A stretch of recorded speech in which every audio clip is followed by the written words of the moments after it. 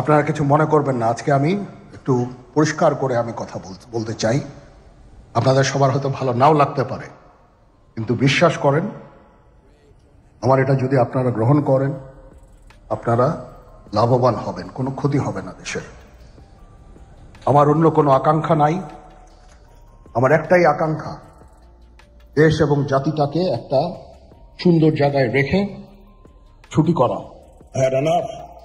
For last 7-8 months, I had enough.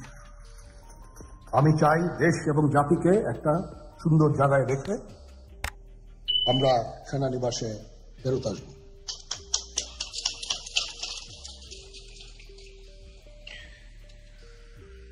আরেকটা জরুরি বিষয় যেটা আমি ভাবলাম যে আপনাদের সাথে আমি শেয়ার করি, দেশের এই আইন শৃঙ্খলা পরিস্থিতি খারাপের পিছনে কিছু কারণ আছে। প্রথম কারণটা হচ্ছে যে আমরা নিজেরা হানাহানির মধ্যে ব্যস্ত, একজন আরেকজনের বিরুদ্ধে বিষোদ্গারে ব্যস্ত। এটা একটা চমৎকার সুযোগ অপরাধীদের জন্য। যেহেতু আমরা একটা অরাজক পরিস্থিতির মধ্যে বিরাজ করছি, তারা খুব ভালোভাবেই জানে যে এই সময় যদি এই সমস্ত অপরাধ করা যায় তাহলে এখান থেকে পরিত্রাণ পাওয়া সম্ভব। সেই কারণে এই অপরাধগুলো হচ্ছে।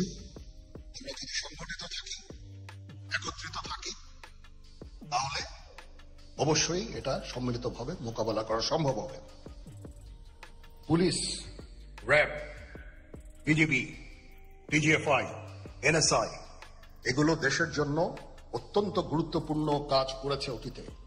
খারাপ কাজের সাথে অসংখ্য ভালো কাজ করেছে।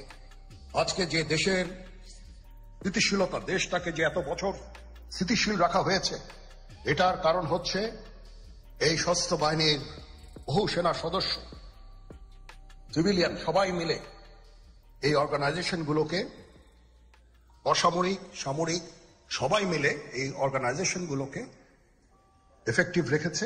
সেই জন্য আজকে সুন্দর, এতদিন ধরে আমরা একটা সুন্দর পরিবেশ পেয়েছি।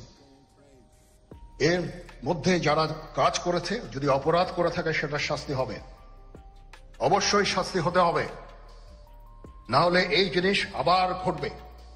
আমরা সেটাকে বন্ধ করতে চাই চিরতরে, কিন্তু তার আগে মনে রাখতে হবে আমরা এমন ভাবে কাজটা করব এই সমস্ত অর্গানাইজেশনগুলো যেন আন্ডারমাইন না হয়। আজকে পুলিশ সদস্য কাজ করছে না, একটা বিশাল বড় কারণ হচ্ছে অনেকের বিরুদ্ধে মামলা, অনেকে জেলে। RAB, BGB, DGFI, NSI panicked. বিভিন্ন দোষারোপ, গুম, খুন ইত্যাদি তদন্ত চলছে। অবশ্যই তদন্ত হবে, দোষীদের বিচারের আওতায় আনতে হবে। এমনভাবে কাজটা করতে হবে যেন এই অর্গানাইজেশনগুলো আন্ডারমাইন না হয়। এই অর্গানাইজেশনগুলোকে যদি আন্ডারমাইন করে আপনারা মনে করেন যে দেশের শান্তি শৃঙ্খলা বিরাজ করবে, সবাই শান্তিতে থাকবেন, এটা হবে না, সেটা সম্ভব না। আমি আপনাদের পরিষ্কার করে বলে দিচ্ছি, এই দেশের শান্তি শৃঙ্খলা রক্ষার দায়িত্ব খালি সেনাবাহিনীর না। 2 লক্ষ পুলিশ আছে, বিজিবি আছে, র্যাব আছে, আনসার বিডিপি আছে, আমার আছে হচ্ছে 30,000 সৈন্য। এদেরকে আমি এই যে একটা বিরাট ভয়েড, আমি এই 30,000 সৈন্য দিয়ে আমি কিভাবে এটা পূরণ করব? 30,000 থাকে, আবার 30,000 চলে যায় ক্যান্টনমেন্টে, আরো 30,000 আসে। এটা দিয়ে আমরা দিন রাত আমরা চেষ্টা করে যাচ্ছি। এখানে যে সমস্ত উচ্ছৃঙ্খল কাজ হয়েছে সেটা আমাদের নিজস্ব তৈরি, এটা আমাদের নিজস্ব ম্যানুফ্যাকচার, আমরা নিজস্ব এইগুলো তৈরি করেছি। এই বিপরীতমুখী কাজ করলে দেশে কখনো শান্তি শৃঙ্খলা আসবে না। এই জিনিসটা আপনাদের মনে রাখতে হবে।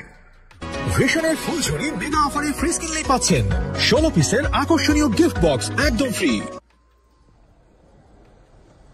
আজকে একটা বেদনা বিধুর দিবস। 2009 সালের 25শে ফেব্রুয়ারি আমরা এই 57 জন চৌকস সেনা অফিসার এবং শুধু তাই নয়, আমাদের কিছু কিছু পরিবারবর্গর সদস্যদের আমরা হারিয়েছি। এখানে আসার সময় এই ছবিগুলো আমি দেখছিলাম। এই ছবিগুলো আপনারা অনেকে ছবিতে দেখেছেন, কিন্তু এগুলো আমার সব চাক্ষুষ দেখা। আমি একটা চাক্ষুষ সাক্ষী এই সমস্ত বর্বরতার। একটা জিনিস আমাদের সবসময় মনে রাখতে হবে,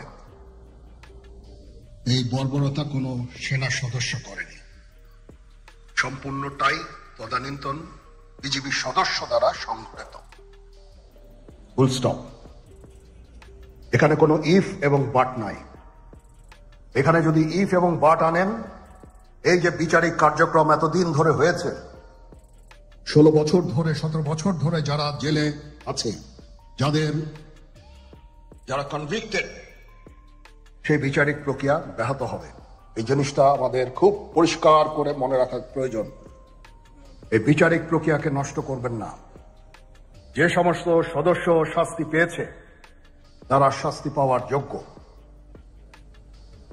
এখানে কোনো রাজনৈতিক নেতৃবৃন্দ এর মধ্যে উপস্থিত ছিল কিনা, ইনভলভ ছিল কিনা, বাইরের কোনো শক্তি এর মধ্যে ইনভলভ ছিল কিনা, সেটার জন্য কমিশন করা হয়েছে। কমিশনের চেয়ারম্যান এখানে আছেন, উনি এটা বের করবেন এবং আপনাদের জানাবেন। বটম লাইন হচ্ছে যে এই সমস্ত আমাদের এই চৌকস সেনা সদস্য যারা প্রাণ হারিয়েছেন, তারা প্রাণ হারিয়েছেন তদানীন্তন বিডিআর সদস্যদের গুলিতে। আমরা নিজেরা এই সমস্ত জিনিস নিয়ে অনেক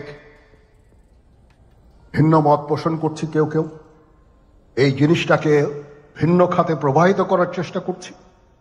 সেটা আমাদের জন্য মঙ্গলজনক হবে না।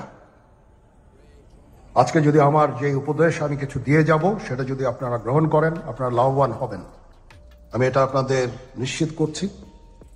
আমরা নিজেরা ভেদাভেদ সৃষ্টি না করি, আমরা নিজেরা ইউনাইটেড থাকি। আমাদের মধ্যে যদি কোনো সমস্যা থেকে থাকে, কোনো ব্যত্যয় থেকে থাকে, কোনো গ্রিভান্সেস থেকে থাকে, সেটা আমরা আলোচনার মাধ্যমে সমাধান করব। এটার জন্য ডানে বায়ে দৌড়িয়ে কোনো লাভ হবে না, নিজের ক্ষতি ছাড়া কোনো লাভ হবে না। আমি আপনাদের এই জিনিসটা নিশ্চিত করে দিচ্ছি। কিছু কিছু সদস্যদের দাবি যে তারা 2009 সাল থেকে আজ পর্যন্ত বিভিন্ন শাস্তি পেয়েছেন। কেউ কেউ দায়ী করছেন যে তারা অযাচিতভাবে শাস্তি পেয়েছেন, যেটার জন্য আমি একটা বোর্ড করে দিয়েছি। একজন লেফটেন্যান্ট জেনারেল সেই বোর্ডের সদস্য প্রথম ফেজে 51 জন সদস্যর ব্যাপারে আমার কাছে রিকমেন্ডেশন নিয়ে এসেছে। তার রিকমেন্ডেশনের অধিকাংশই আমি গ্রহণ করেছি এবং আরো বেশি আমি দিয়েছি। নেভি এয়ারফোর্সও তাদের এই কার্যক্রম চালিয়ে যাচ্ছে। আমার স্ট্যান্ড পয়েন্ট হচ্ছে, যদি কেউ অপরাধ করে থাকে সেটার জন্য কোনো ছাড় হবে না, বিন্দু মাত্র ছাড় নাই। আমি আপনাদের পরিষ্কার করে দিচ্ছি, it is a discipline force. Discipline force K discipline থাকতে দেন। আজকে এই যে দেশের ক্রান্তি লগ্নে সমস্ত বাহিনী, সমস্ত অর্গানাইজেশন বিপর্যস্ত হয়ে পড়েছে। খালি সেনাবাহিনী টিকে আছে, বিমান বাহিনী টিকে আছে, নৌবাহিনী টিকে আছে। কেন?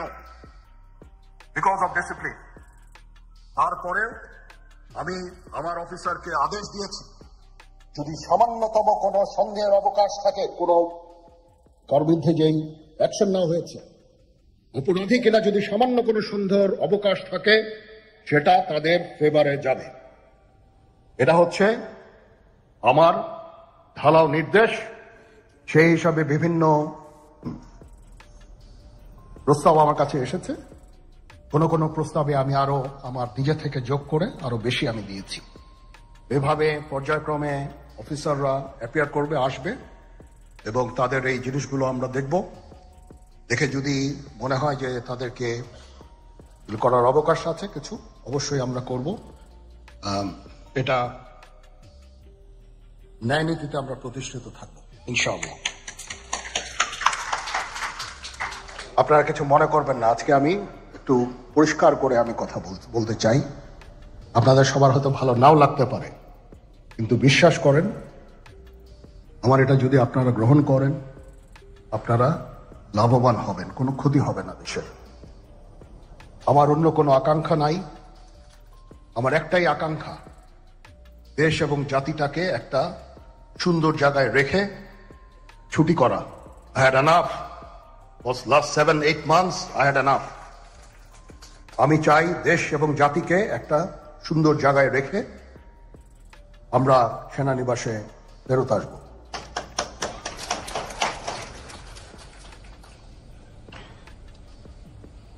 আরেকটা জরুরি বিষয় যেটা আমি ভাবলাম যে আপনাদের সাথে আমি শেয়ার করি।